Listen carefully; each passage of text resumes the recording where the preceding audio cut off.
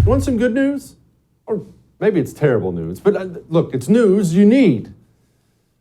The presidential election of 2024, whether it's Trump, DeSantis, Biden ends up winning, or Gavin Newsom, or Joe, it doesn't matter. None of it matters. Well, I shouldn't say it doesn't matter. It's important, but it's not nearly as important as your state and local elections.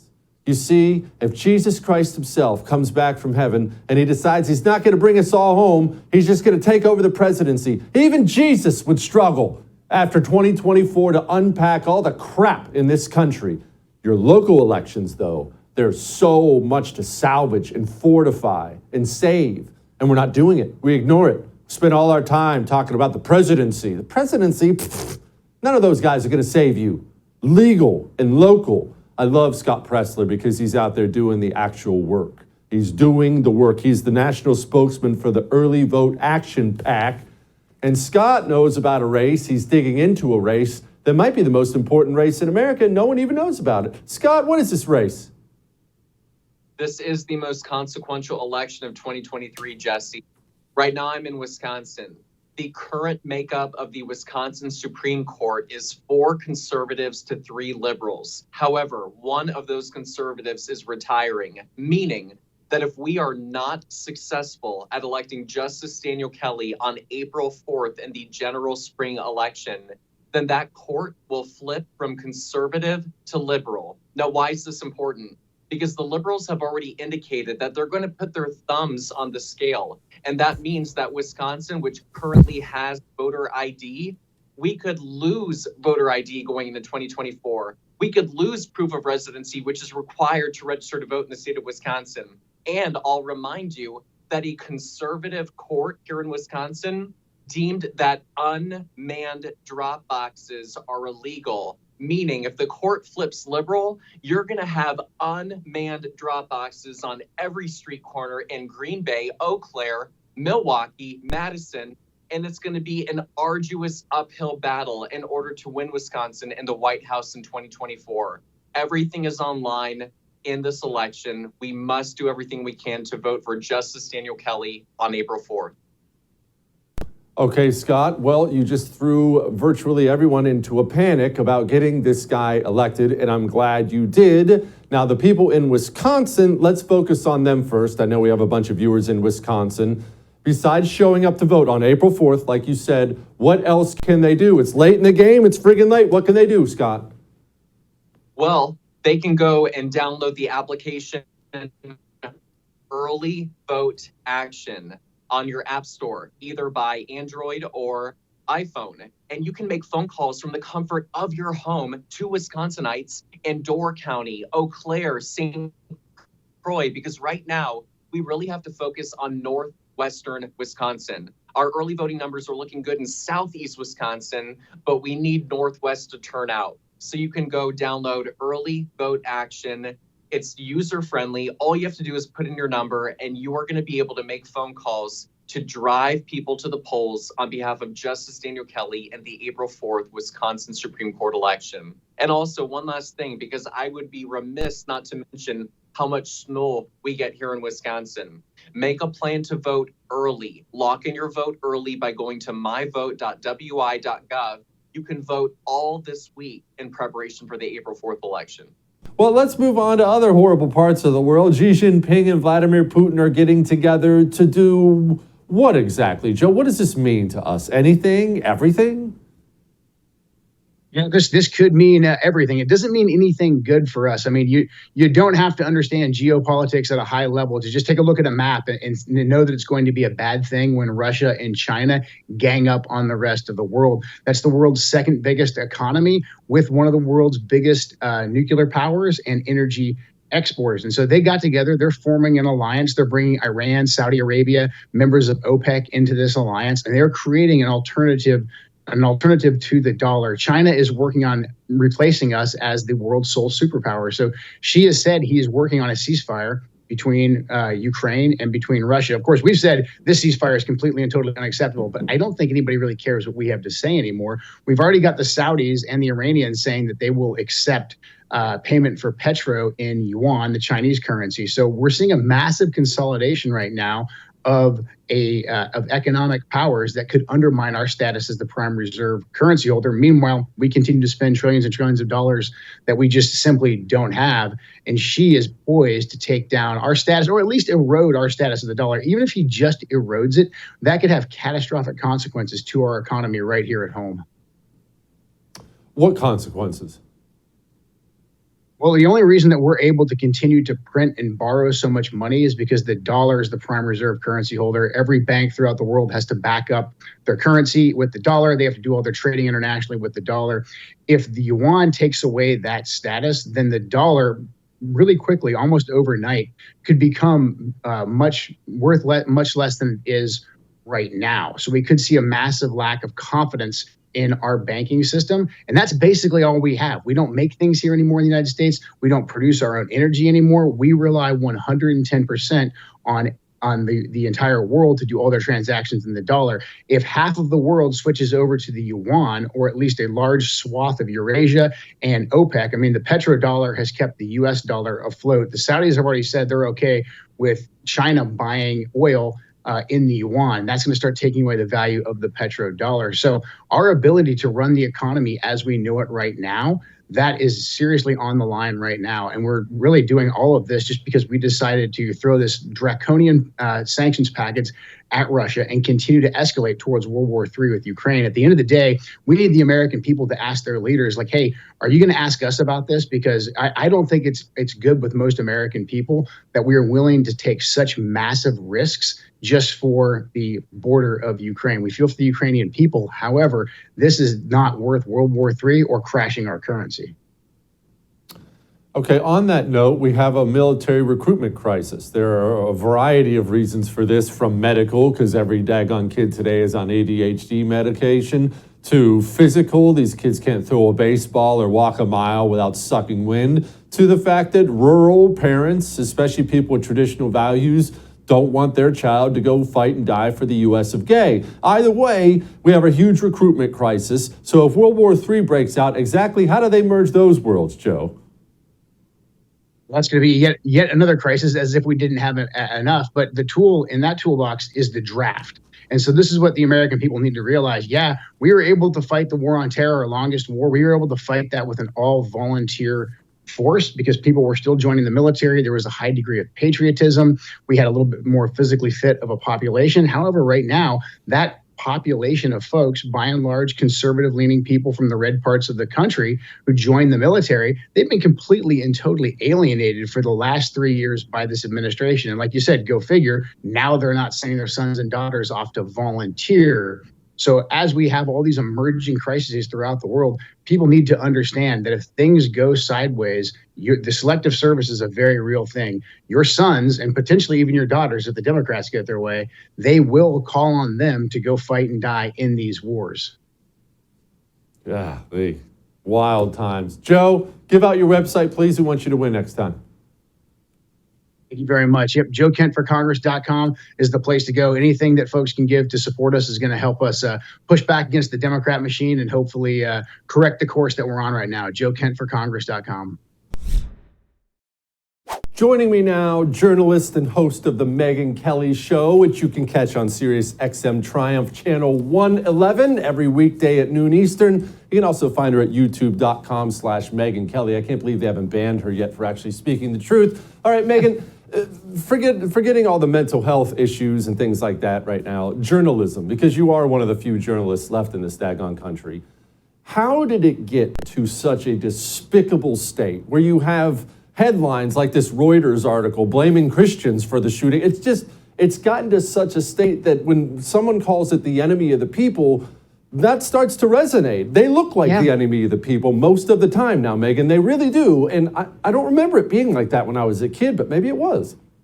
No, they've chosen to lean in. I remember when Trump was saying that during, his campaign, thinking, no. I mean, they're getting there, but no. And now they're really leaning in on it. And it wasn't all during Trump that this happened, but he really exploded it. I mean, him calling out the media on their bias led them to embrace their bias. You know, it happened very rapidly and in a very disturbing way and in a short amount of time. So it was already going this way, Jesse. I mean, I remember years ago, before Trump, maybe 2010, 2011, talking with Bernie Goldberg. Remember, he used to come on and be a media commentator on Fox. And he was talking about sort of the policing of words. It used to be more about the policing of words back then, and where the media would show, you know, like, we're better than you are. We'll tell you how to speak properly so that you're not an offensive person. And the story of the day was you weren't allowed to say the word midget. And Bernie said midget. And I said, you can't say midget. And he said, why not? I'm like, I don't know. Whoever makes the rules now says you can't say that. And he said, midget, midget, midget, midget. Then I had my own experience. You'll appreciate this as my fellow Kelly, where I was doing a hit on Fox and Friends, and I said, and they took him away in the paddy wagon. I said, turns out you can't say paddy wagon. I'm like, why can't you say paddy wagon? It's offensive to the Irish. In response to which I said, those are my people. We don't get offended at anything. We're impossible to offend. But apparently it's about all the paddies who got drunk and get taken. All right, so those things were all happening, 10, 15 years ago. And then it got worse and worse and worse. And then during Trump, who was, the king of, I don't care how you want me to talk, I'm going to talk the way I want, everyone recoiled in horror on steroids and leaned into wokeness. And the whole movement was starting separate and apart from him. And now we're worse than ever. And so they've not only embraced their bias, they've embraced their elitism and their perceived role as the arbiters of all morality, which means governing people like you and me, the losers of the world, the people who didn't go to Harvard, who wouldn't come to their cocktail parties, and who are on, things like the internet as opposed to NBC nightly news, right? Those are the folks who think there are betters. And I know, because I can speak to this from the inside, with the people with the glasses down at their end of their nose who just think they know better. And they're going to tell Americans how to live, whether it comes to their religion, how they feel about their country, how they feel about their family, how they feel about these very controversial issues, whether it's BLM or the crazed trans activists who need to be fought, not embraced. We see it at every turn.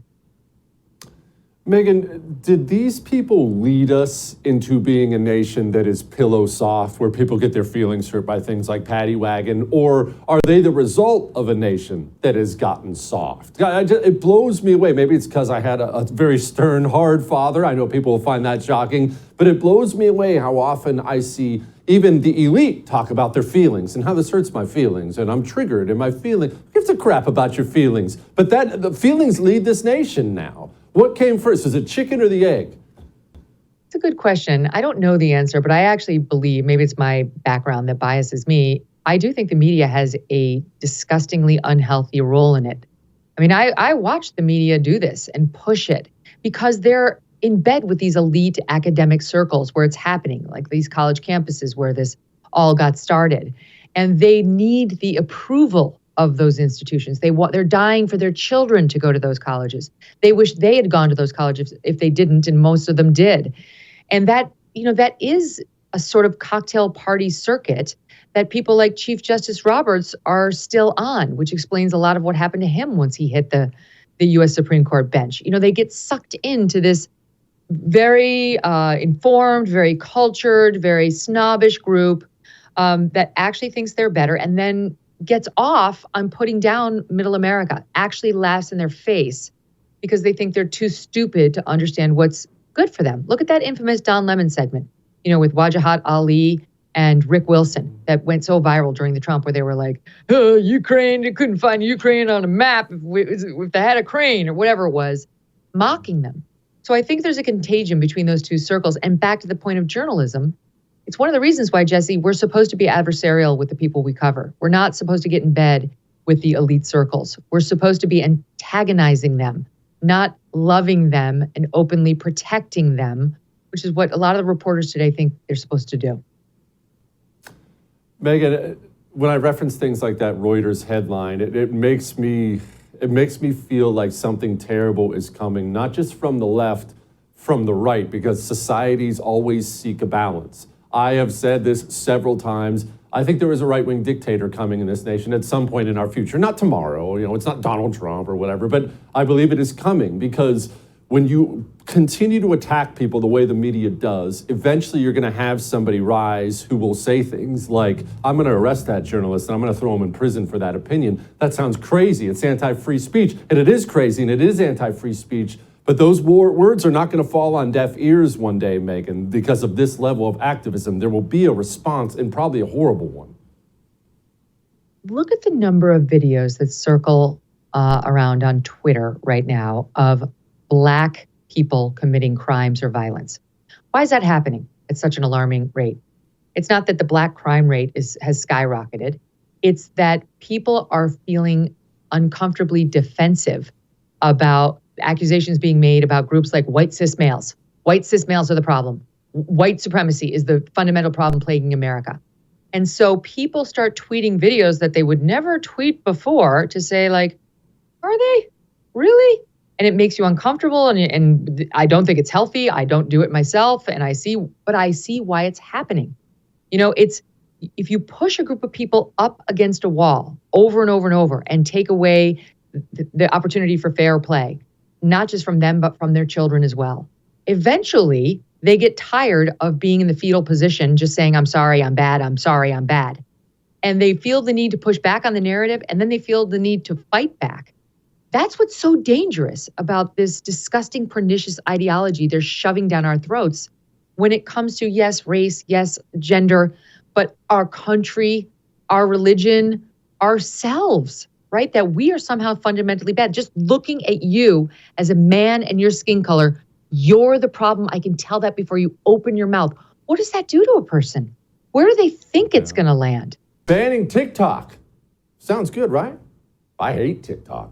I won't have it. It's not allowed in my home. Wife doesn't have it. Kids don't have it. It is Chinese spyware. So banning it for a nation is a good idea. And when I saw they were going to ban TikTok here, or talking about banning TikTok here, I thought to myself, okay, well, that might be good. And then something started happening out there. I started to see a lot of bipartisan support for it. Now, let me ask you something. I don't know how old you happen to be. I'm 41 years old. I remember many pieces of bipartisan legislation passing in my 41 years on this planet. I've never seen one of them that was actually good for the country. So I started getting nervous. Then I started paying attention to the things Greg Price was saying out there, and now I'm officially mega nervous. Joining me now, my buddy Greg Price, Communications Director for the State Freedom Caucus Network. Hey, Greg, why don't you want to ban TikTok? What are you, some kind of communist? Thanks for having me, Jesse. No, the thing about it is you have to look at these things through the sense of the ulterior motives people may have for wanting to ban this app.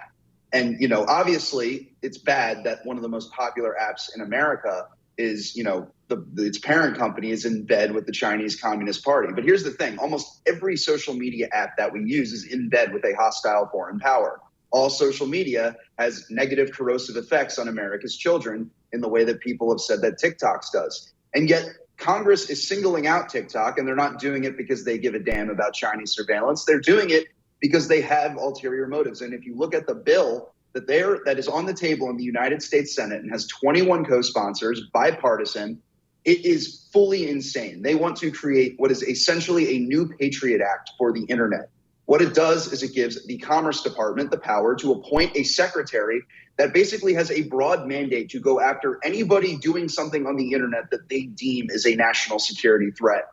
And so the bill goes through all of these things that they have the power to do. Literally, if they think that you are a threat, they can get everything that you own that has access to the internet, from your computer to your cell phone, all the way down to like your video game console and the Ring camera on your door. It is absolutely insane. And on top of that, they specify in the bill that the things that this new Secretary of Communication can do is not subjected to FOIA lawsuits. So they can say that you're a national security threat. They can put you in jail and seize your property, and you're not allowed to even know why.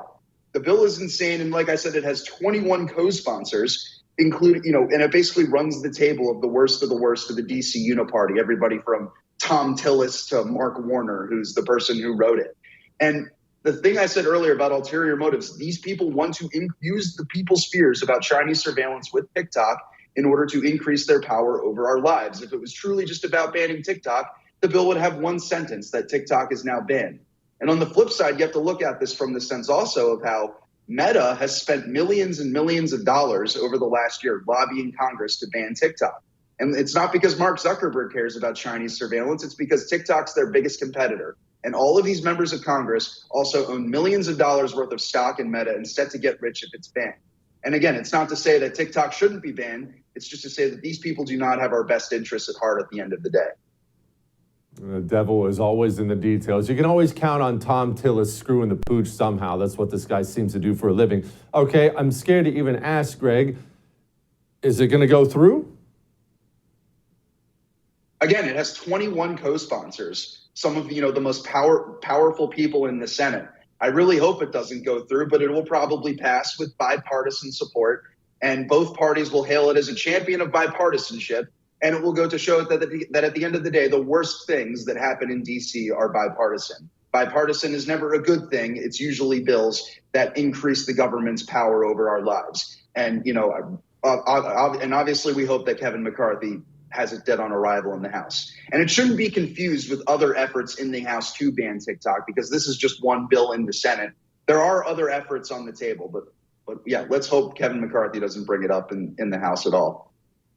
Oh, let's hope. All right. Well, the D.C. low-T GOP is doing what it has always done, disappointing us. Let's deal with state houses, because this is really our true fight. The federal government is pretty much lost, but we have so much we can save at the state level. Low-T GOP at the state level, Greg. You are out there digging into this problem. How big of a problem is it? Because I see red states being pathetic all the time. It's a major problem, and it's one that doesn't get nearly enough attention because national politics gets all the attention. Take a look at the school boards issue, Jesse, and how people have been paying attention more to school boards over the last 3 years. Why didn't people do it before? It's because there was no coverage of it. People simply were not paying attention to what was happening in their own backyards. The same thing is happening in state legislatures, and especially with red state GOPs. Some of the most ruby red states have some of the worst representation. I'll give you just a few examples. In the last legislative session in Wyoming, which is the state that Donald Trump won by a larger percentage than any other, their Speaker of the House blocked bills for universal school choice, a Florida-style parental rights and education bill, and a bill to ban child mutilation for minors. He blocked all three of those bills in the most Republican state in America that were supported by majorities of his caucus. I'll give you another example. South Carolina just did their whole debate over their budget.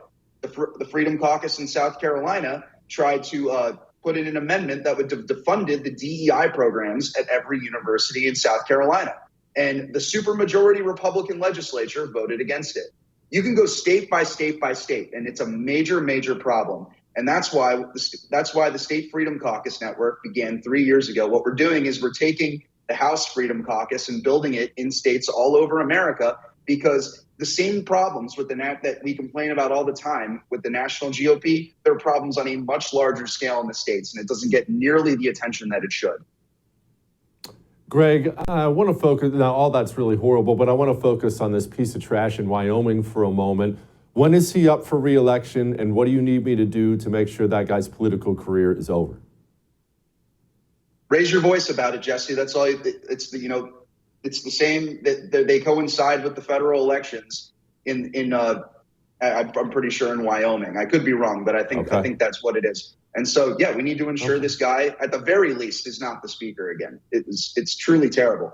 And the other point I want to make is, like, the stuff that comes out of your state legislatures affects your life in a much greater way than things that come out of DC on any given day.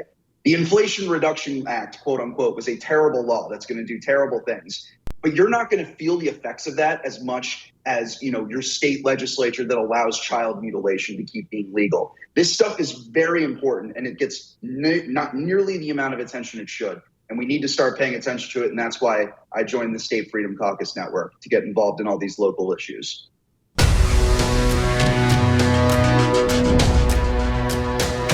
As of 12 days ago, y'all got the American taxpayer on the hook to pay for travel and time off for elective abortions.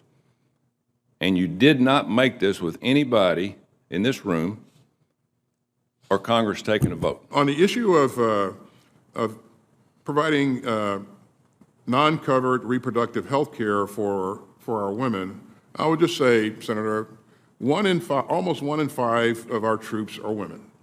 And they don't get a chance to choose where they're stationed. So almost 80,000 of our women are stationed in places where they don't have access to non-covered reproductive health care. This policy is based on strong legal grounds.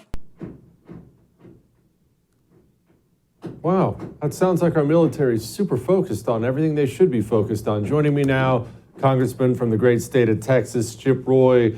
Congressman, that's the defense secretary. I'm extremely concerned about China, Russia, Iran. He seems to be concerned with other things. Jesse, this is the fundamental problem we face right now. And I want to give credit, shout out to Senator Tuberville from Alabama, who's been holding up nominees in order to try to make a point that we should not be using taxpayer dollars to fund abortion through the Pentagon. But yet that is just another extension of this incompetent regime over the Department of Defense that continues to use it as a social engineering experiment wrapped in a uniform. And that is not the way we should do business. We are not going to increase recruiting by continuing to stick all of our recruits into DEI and critical race theory and, we hate whitey type, exposés. And that's what's happening. And if you talk to all the recruits and you serve, and you talk to guys that are still serving and gals that are still serving, and they're having to put up with all this garbage. And here you're seeing it now, taxpayer funded abortions in the Pentagon, and they're continuing to, you saw that diversity position, the woman 2 weeks ago who said something like, oh, these white folks, in their caudacity or whatever it is, some sort of, ridiculousness. But, this is what's going on a regular basis there.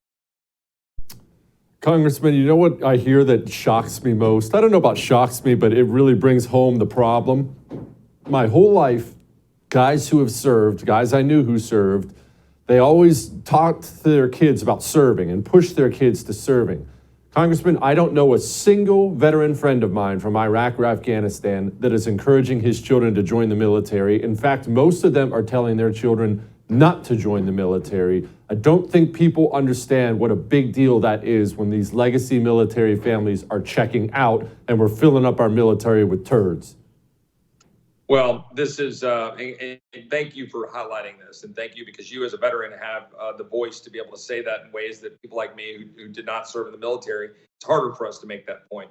And so thank you for doing it. But it actually gives me pain to say it and to agree with you because the fact is we need our best young men and best young women to serve. And God bless the ones who do. I, in my job as a member of Congress, have to make appointments to the military academies. And, I talk every, day almost, certainly every week to families in the district I represent and make these nominations. And these are great kids. I met with a group of naval aviators just this last weekend in Austin, all just great Americans who love their country and they're very competent. Yes, sir, and yes, ma'am. But the military brass is trying to destroy that culture. It's purposeful. It's part of an assault on our culture by a bunch of woke leftists that this administration is pushing. And that this brass at the top of the Pentagon are trying to continue to perpetuate. They're undermining our national security, destroying our readiness, destroying our recruiting, making us more vulnerable to China. And they are undermining the very thing they're supposed to protect in uniform. They should be called out for it. And the next president of the United States ought to obliterate the leadership of the Pentagon and start over. Oh, he should. He should. And hopefully Lloyd Austin will... Well, here's Lloyd Austin from yesterday. I have something to say about this. Has there ever been any accountability for anyone within the Department of Defense for the deadly, botched, and embarrassing withdrawal from Afghanistan? Any accountability? Hey, listen, our troops evacuated 124,000 people off of that airfield. Has anyone been held accountable? If a Navy captain grounded a ship, what happens immediately? Typically, that captain is removed. That captain is removed. Has anyone been held accountable for what happened in Afghanistan? To my knowledge, no. To my knowledge, one, that's an unbelievable statement. Two, Congressman, as you well know, the history of the world is generals resigning on their own in disgrace after failure in the battlefield. Some cultures, they actually commit suicide. Not that I want us to start doing things like that. But in our country, they've been put on trial before for horrific failures. Not one member of the United States military has resigned in disgrace or been fired after an international embarrassment like that. That's the kind of thing that tells rural boys in Texas, I won't join this military. My leaders aren't accountable at all, but I'll be held accountable. Well, you're exactly right. We had 13 dead Marines and certainly men and women in uniform. We had $85 billion of assets left behind. We have pictures of the Taliban showing that they've got those assets. They're able to either use them or retrofit them and figure out how to use them. It was a complete abandonment of Bagram. I have been calling for a review of our authorization to use the military force, and I didn't think we needed to have a massive footprint over there. But what we should have done was pulled in and tightened around, maintained Bagram so that we could have a foothold there. But not be over there building, soccer fields and trying to, go out and insert ourselves into the communities in Afghanistan, but have a presence to make sure we're defending our interests without abandoning it and turning it over to our enemies. I mean, it was an absolute debacle from top to bottom. Just God bless all of you who served. I know we accomplished a number of great things there, but the leadership of this country has failed us. And we're seeing that now with the consequences with burn pits. And now what we're having to deal with, we're seeing that now while we continue to operate under 20-year-old authorization for the use of military force. We have a war machine complex in this town that continues to perpetuate spending and obliterating our fiscal health, weakening our resolve and our ability to fight, a real challenge in China. We've got cartels that are getting empowered in the Western Hemisphere. We now have China and Brazil working on something other than the US dollar. This is all on this administration's watch, but it's not this administration. It's weak-kneed, gutless Republicans who refuse to stand up and lead this country forward as well. And we've got to do a better job of it. Brazil, China, dumping the US dollar as the intermediary. China is getting deadly serious and making huge gains internationally. Goodness sakes, they're brokering deals between Iran and Saudi Arabia. Talk about cats and mice living together. This is a really, really, really big deal, what they're doing, while we focus on hanging pride flags from our embassy. What are we doing? Well, we're doing exactly like that. And also we are allowing our wide open borders to embolden and encourage China and cartels. We have a narco-terror state in Mexico. We have China now, major footholds, strongholds in South America and Central America, Mexico, because we refuse to export the rule of law, ensure that we've got a strong Western Hemisphere economic agreement so that we're actually pushing back on China. And instead, we're allowing China to beat us in our own backyard in the Western Hemisphere. The next president should have a bold, effectively a Monroe Doctrine of the 21st century. We're going to reclaim the Western Hemisphere. We're going to be making sure that the rule of law is respected, root out the narco-terror states, push China out of the Western Hemisphere, and reestablish our dominance here, because this is our backyard, and we need to make sure we're doing that in the next administration.